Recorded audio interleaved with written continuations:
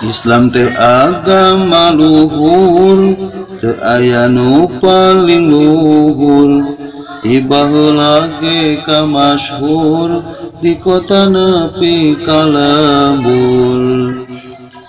Hiji sabab syariatna, teu aya nu panghebatna.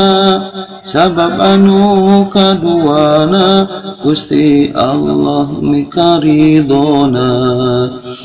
Islam teh luhur tur agung, wajib ku urang dijunjung.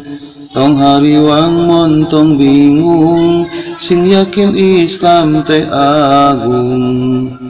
Aya 5 perkarana, sangkan katinggal agungna, anu kudu dipiboga ku umat Islam sadaya. Kudu ngaji wa mu'alim, jeung ngaji wa muta'alim. Daek ngaji jeung nu alim, atawa na muta'alim. Kudu ngaji wa mutakin, jeung boga jiwa muhsinin.